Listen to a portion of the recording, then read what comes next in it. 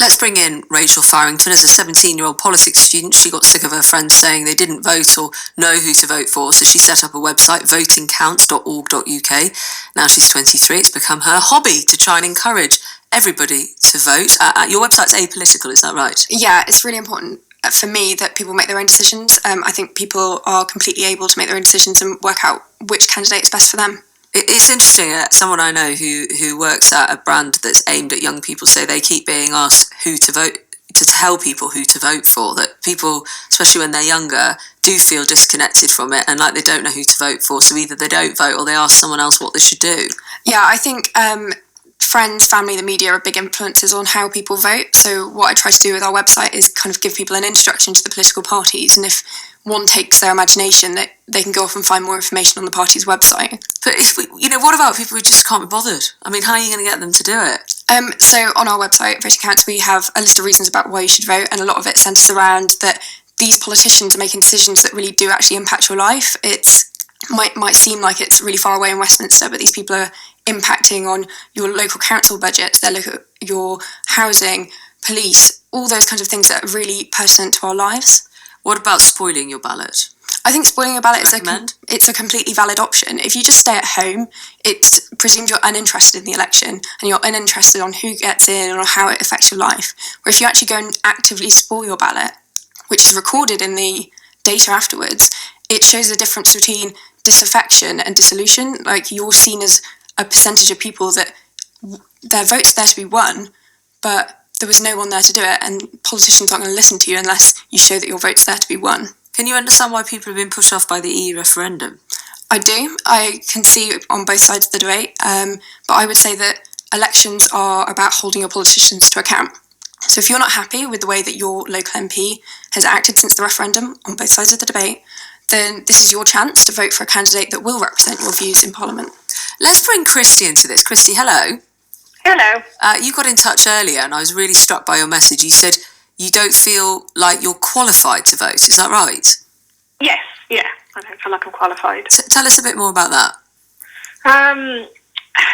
So I do a bit of business myself, and I know how intricate businesses can work, and I don't know about how the country runs, how the NHS runs, anything like that, and I don't have time really to read all the manifestos. I did try a few years ago, but being dyslexic, I find it quite hard, and I just don't feel like I'm qualified to make my vote count. Have you ever voted? No. And how old are you? No. 32, maybe 33. If you don't mind me asking. No. Thank you. So you've never voted. Have you ever nearly voted? Yes, yeah, I've nearly voted, but I tried to do a lot of research beforehand, but I still didn't feel qualified to take that vote. And what about people in your life? Do they vote? Yes, yeah. And do they know that you don't? They do know that I don't, and I have quite particular opinions on politics, and I always question the people around me who vote, and I find that they vote because their mum votes or their sister votes or they've heard something or their dad's company, etc. And I find it, again, an unqualified vote, and I worry that all these people that are unqualified are voting, and it's steering the country in potentially the wrong direction. What do you think you have to be qualified? I'm genuinely interested in that. I don't know. I really don't know. I've tried to read into things, and all I find is more information that I need to know. In lots of respects. I mean, you can read manifestos and you can go into what the politicians say that they're going to do, but until you have an understanding of how the country runs and how it's going to run better in the future with different legislation put in, then how are you going to vote correctly? I would need to read a lot. so perhaps reading even more. Let me see if our guest here could perhaps win you over. So this is sort of winning you over to maybe vote for the first time.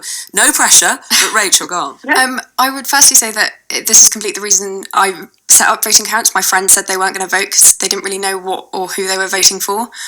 So I've tried to kind of break it down and see and explain how general elections actually affect you in your day-to-day life.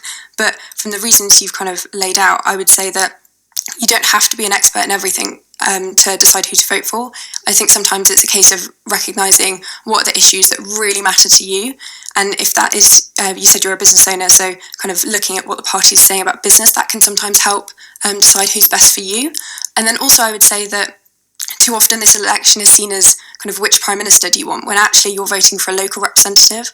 And I think in today's society with social media, it's easier than ever to kind of see who local candidates are and try and find one that has a similar vision of the community that you do. It's not necessarily about national politics. It's about how is your area going to be represented. Rachel's made her case. What do you think, Christy? Go on, you can say what you really think. No, I completely agree, and I love that she's educating people. It's fantastic, and I wish that more people would. Yeah, but she wants you. She wants you on side, Christy, not just people.